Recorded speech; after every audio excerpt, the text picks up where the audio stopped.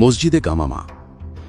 Medina মুনাওয়ারার হৃদয়ে মসজিদে নববীর ঠিক পাশেই দাঁড়িয়ে আছে ইতিহাসের এক নীরব সাক্ষী। যে স্থানে রাসূলুল্লাহ সাল্লাল্লাহু আলাইহি ওয়াসাল্লাম ঈদুল ফিতর, ঈদুল আযহা এবং বৃষ্টির জন্য সালাতুল ইস্তিসকা আদায় করেছিলেন। সেই নাম থেকেই মসজিদের নামকরণ মসজিদ আল গামামা, অর্থাৎ সেই স্থান যেখানে মেঘের করুণা বর্ষিত হয়েছিল। মসজিদটির স্থাপত্য সম্পূর্ণ আলাদা। বাহিরের দেয়াল গাঢ় ব্যাসাল্ট পাথরে নির্মিত, যা হিজাজ অঞ্চলের ঐতিহ্য। এর ওপরে সজ্জিত গম্বুজগুলো এবং সুউচ্চ মিনার মসজিদটিকে আরও রাজসিক সৌন্দর্য দিয়েছে।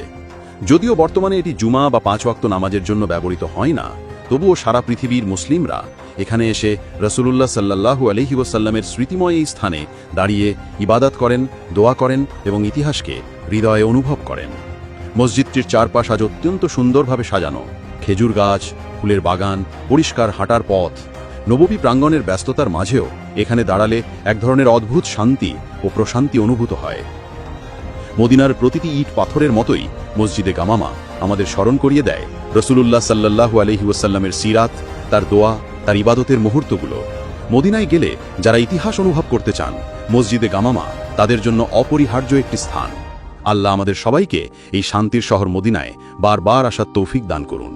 আমিন।